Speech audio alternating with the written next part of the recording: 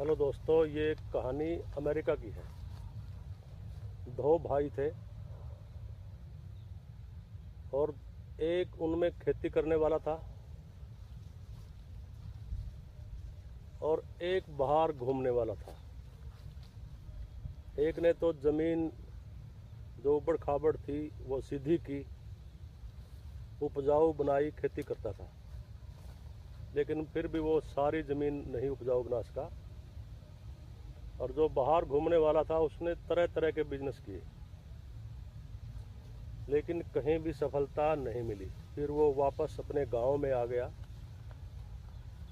और उसके भाई ने फिर कहा कि हम बंटवारा कर लेते हैं, मैंने तो बहुत मेहनत की है और तू बहुत घूमा फिरा है, अब गुजारा नहीं चलता इकट्ठा, तो अपना अपना काम क्यों ना देखें।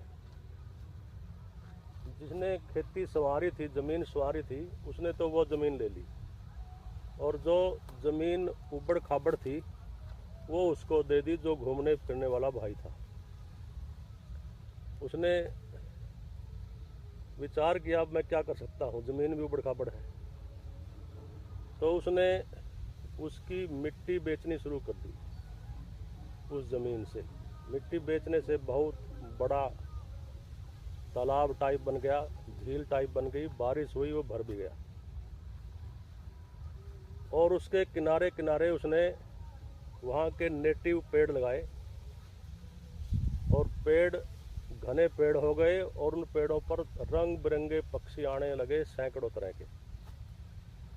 और लोग विजिट करने लगे, देखने लगे उसका फार्म, उस जगह को। वो पिकनिक स्पॉट बन गया।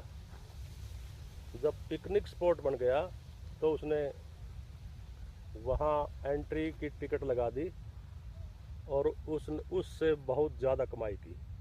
उस खेती करने वाले से भी उसने उस पिकनिक स्पॉट तैयार कर डेवलप करके एक अच्छी कमाई का साधन बना लिया। कहने का मतलब ये है कि आइडिया कहीं से भी आ सकता है, कैसे भी डेवलप हो सकता है। और उसने उससे भी ज़्यादा इनकम की जो खेती करता था।